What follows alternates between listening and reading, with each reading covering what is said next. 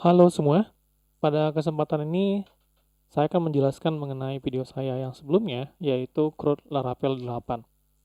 Di mana pada video tersebut, saya hanya memberikan penjelasan langkah-langkah yang dilakukan untuk membuat fungsi input, update, view, dan delete terhadap sebuah tabel di database. Video ini juga saya buat karena banyak yang meminta saya untuk menjelaskan lebih rinci serta memberikan contoh.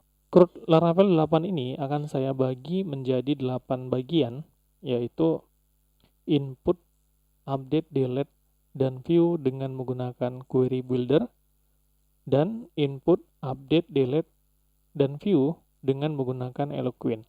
Jadi dalam hal ini, saya menggunakan dua bahasa yang dapat digunakan untuk berinteraksi dengan database, yaitu dengan query builder dan Eloquent.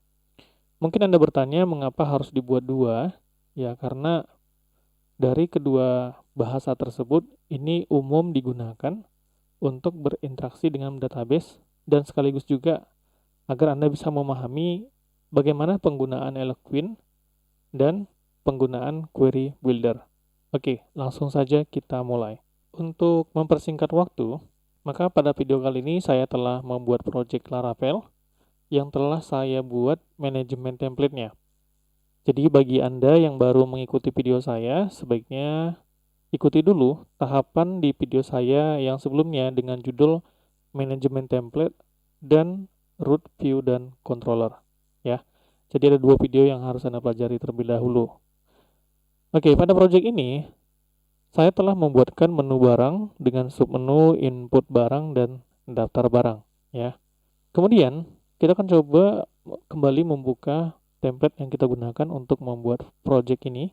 Ya, kita akan melihat contoh-contoh template yang disediakan untuk membuat form, ya. Nah, misalnya ini. Oke, nah di sini disediakan beberapa template yang bisa kita gunakan untuk membuat sebuah form, ya. Sangat banyak, tapi kita butuh yang sederhana saja dulu. Kita gunakan yang sederhana saja dulu, yang ini. Oke, kemudian kita buka file ini ke dalam Visual Studio Code, ya. Kemudian kita coba cari script yang digunakan untuk membuat formnya. Caranya bagaimana? Seperti biasa, copy text yang kita lihat, pastekan di filenya. Oke, ini adalah teks yang, inilah script yang digunakan untuk membuat header ya, yang bagian atas ini. Oke, kemudian kita lihat lagi yang ke bawah. Nah, ini adalah satu bagian, berarti kita cari sampai dengan submit dan reset.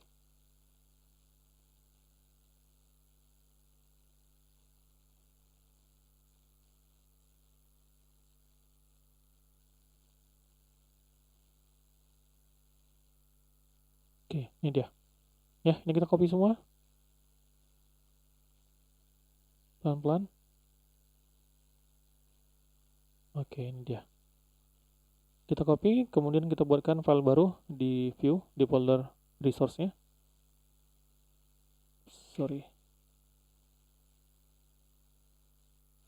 Buat namanya form input barang. Paste. Oke, selesai. Ya, kita simpan. Kemudian kita coba tampilkan ini di dalam indeksnya. Kita buat dulu di webnya atau di rootnya, tambahkan satu baris untuk menampilkan form ini tadi. Kita copy saja, nggak ada salah, biar cepat. Kita buat namanya ini adalah input barang. Akan memanggil file form input barang.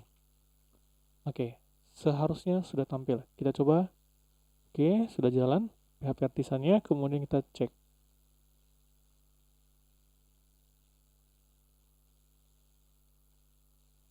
Ya, kita buka dengan input barang. Oke. Nah, mengapa demikian? Kita cek lagi. Oke. Di sini kita belum menggunakan manajemen template-nya. Ya, kita coba panggil ke indeksnya. Oke, kita perlu tambahkan di sini extend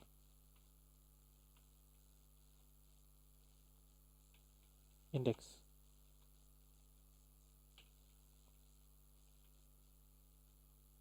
Kemudian kita buatkan di sini sectionnya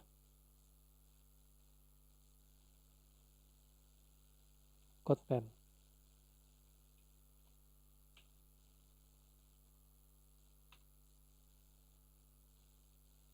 Di sini end section.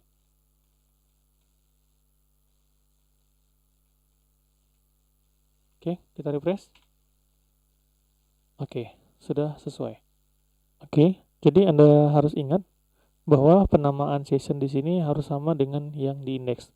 Nah, kebetulan saya di index saya menggunakan section dengan nama konten ya, dan filenya ada index. Makanya tadi saya buatkan di form input barang, extensinya adalah index dan sectionnya adalah konten. Gitu ya. Oke. Nah, sampai di sini kita sudah berhasil membuat form yang sudah bisa ditampilkan di dalam indeksnya. Nah, kemudian kita akan coba masuk ke database-nya. Kita akan buatkan dulu terlebih dahulu migration-nya.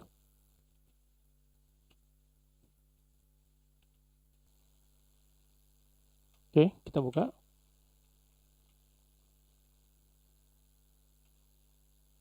Ya. Nah, kita coba buatkan di sini field untuk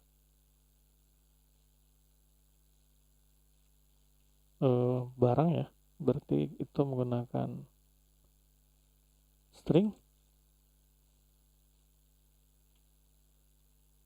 Nah, misalnya kita buat nama fieldnya adalah barang dengan maksimalnya adalah 100 karakter. Kemudian kita membutuhkan yang namanya harga, itu adalah integer. Kita buat harga ini tanpa ada pembatasan. Kemudian kita buat lagi misalnya spesifikasi, yaitu adalah teks. Ya, kita buat di sini adalah spesifikasi. Oke, ya. Nah, ini seharusnya sudah sesuai. Kita coba jalankan PHP Artisan Migrate. Oke, ini error. Kenapa? Kita cek lagi di env-nya mungkin belum sesuai. Ini database DB Web 2. Coba kita cek database apakah sudah ada.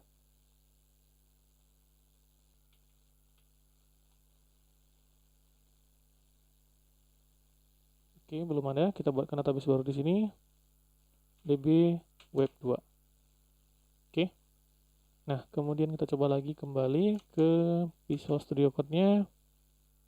Kemudian kita ulangi. Oke, sudah berhasil. Ya, jadi di database seharusnya sudah ada tabel banyak ya. Salah satunya adalah tabel barang sesuai dengan yang kita buatkan tadi. Ya. Nah, di sini dia. Ada harga, ada barang, ada harga, ada spesifikasi dan lain sebagainya.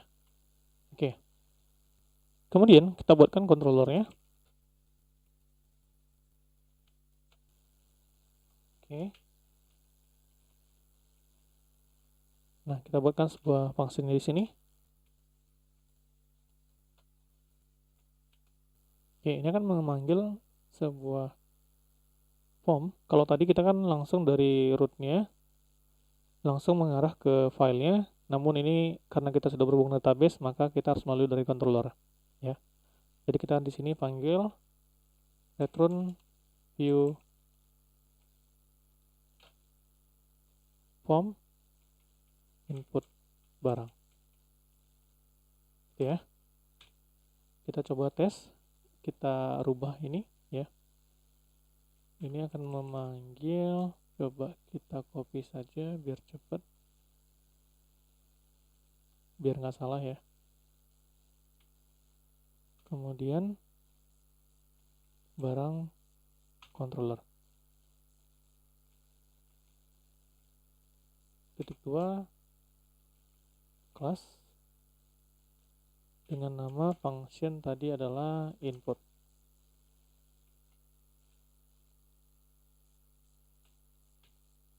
Oke.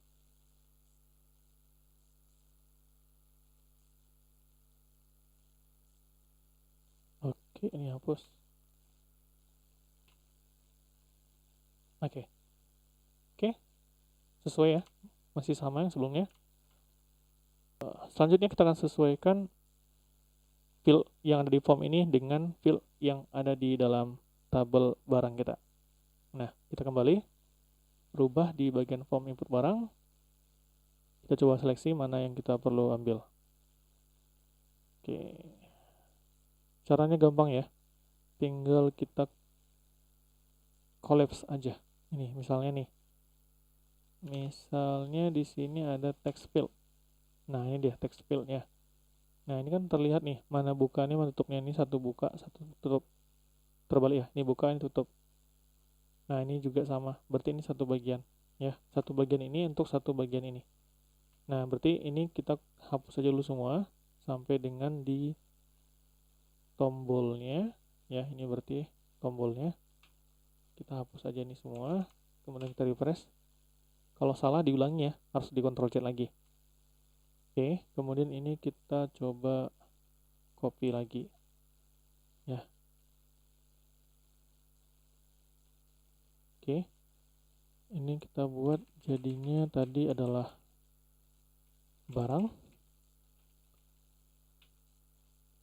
Ini harga. Kemudian kita butuh satu lagi yaitu adalah spesifikasi. Nah, spesifikasi itu bukan menggunakan text box, tapi menggunakan text area. Jadi kita tulis saja text area. Ya, ini kita hilangkan placeholdernya. Ini adalah spesifikasi.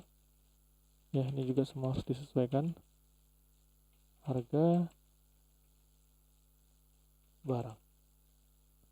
Nah, kemudian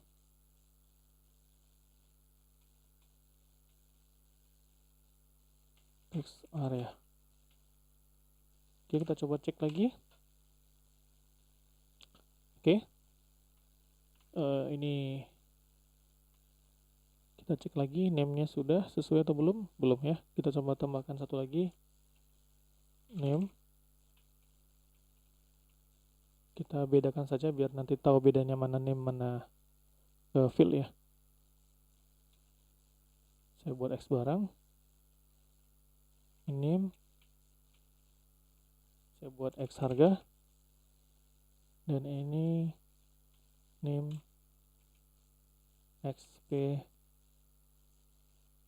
spesifikasi. Oke. Oke, ya. Selesai ya. Nah, ini mungkin kita perlu perbaiki biar agak lebih cantik lagi. Ini buat aja barang. Sedangkan ini adalah buat input barang. Oke. Kemudian kita buatkan di sini sebuah function untuk menyimpan data yang diisi di dalam form barang yang nanti akan disimpan ke dalam tabel barang di dalam database. Nah, kita buat aja nama functionnya adalah save input. Ya.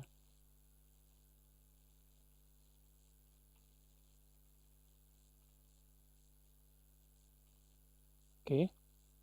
Kemudian kita tuliskan di sini db-2 tabel. Nama tabelnya apa? Tadi adalah barang.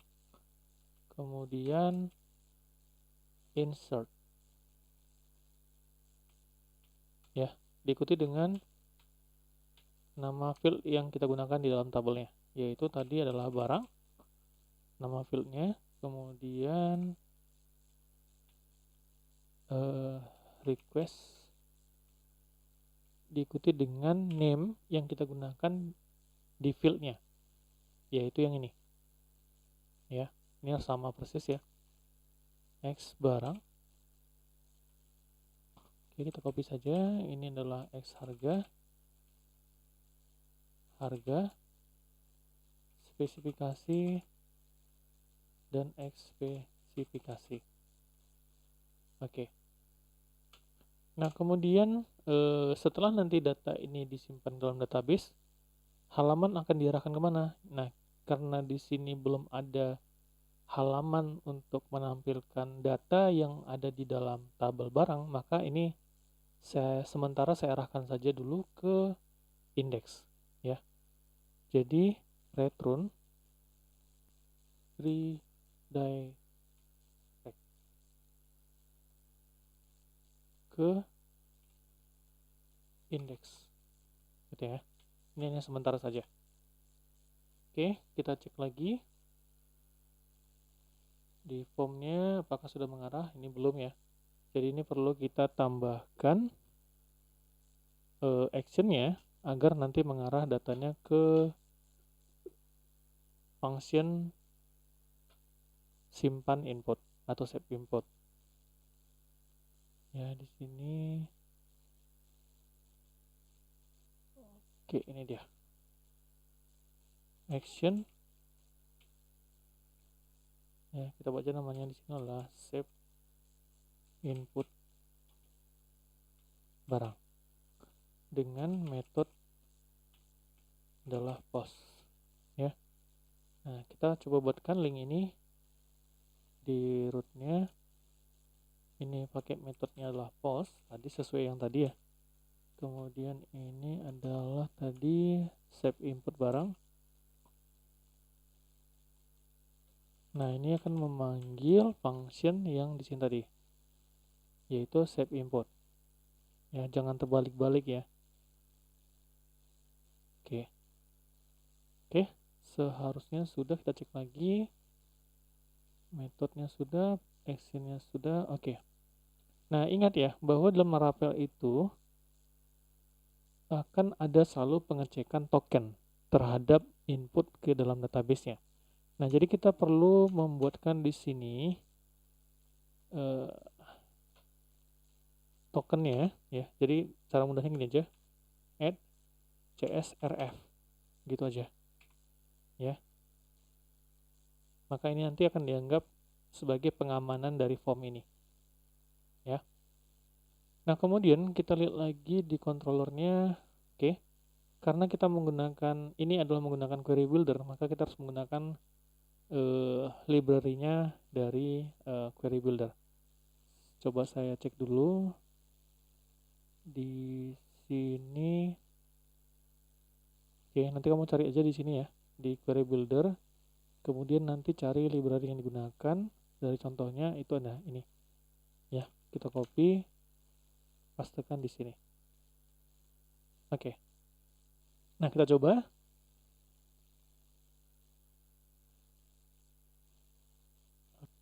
Kita coba.